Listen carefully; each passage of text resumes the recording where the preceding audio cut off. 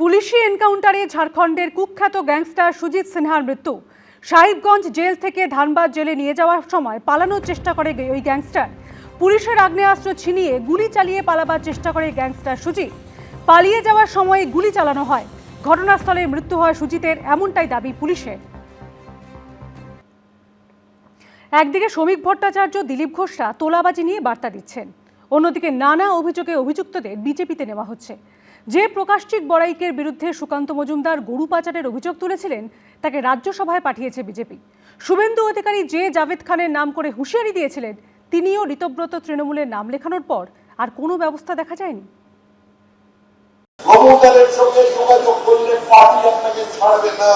আমাদের বহু নেতা আছেন যারা নতুন এই মধুতে আসক্ত হয়ে যাচ্ছেন। বিজেপি পশ্চিমবঙ্গে ক্ষমতা এসেছে সবে মাত্র 3 মাস হয়েছে।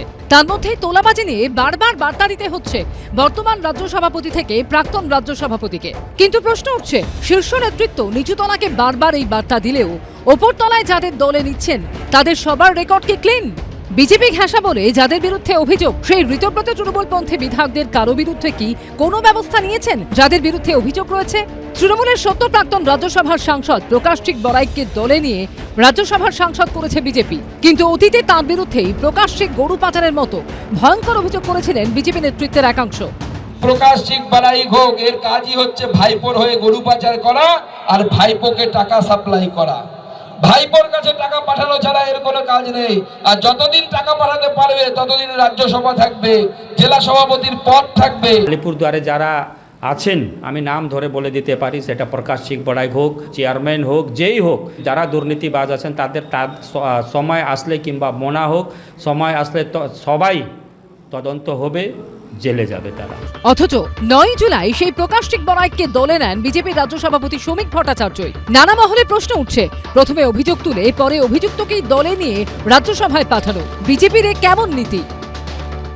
এখন এই তৃণমূল কংগ্রেসের থেকে যারা এই অপকর্মগুলো করেছে, তারা যদি ক্রমাগত রক্ষা কবচ পেতে থাকে, মানে রাজনৈতিক রক্ষা কবচ, মানে ধরুন জাভেদ খানের ছেলের নামের যে প্রপার্টি, প্রকাশচিক বড়াইককে নিয়ে বলেছেন এবং অন্যান্য অনেককে, মানে তৃণমূল কংগ্রেসের নিয়ে নাম ধরে ধরে বলেছেন, বিধানসভায় সইটা দেখিয়েছেন মুখ্যমন্ত্রী ফিরহাদ হাকিমের, কোনো তদন্ত নেই। কেন?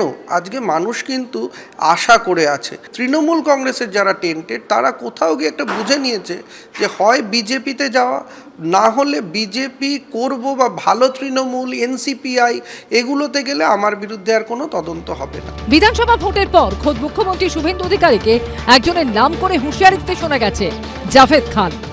चौथा नाम सुनना चाहता है, जावेद खान का बेटा, 90 प्रॉपर्टी, ये लोग लूटा है,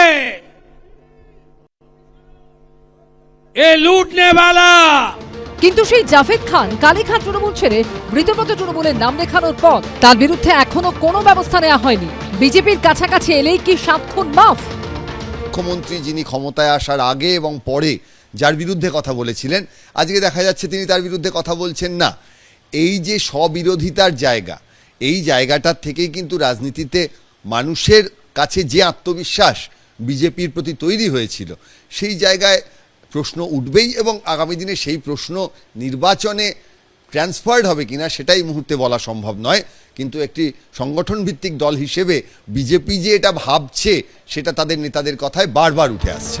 কাটমানি তোলাবাজির বিরুদ্ধে শুরুতেই কড়া ব্যবস্থা না নিলে পরিণতি ভয়ঙ্কর হয়। এখন তৃণমূলের হালই তার জলজ্যান্ত প্রমাণ। বর্তমান শাসক দলকেই তার থেকে শিক্ষা নেবে। অর্ণব মুখোপাধ্যায় রিপোর্ট, এবিপি আনন্দ। এবিপি আনন্দ, এগিয়ে থাকে, এগিয়ে রাখে।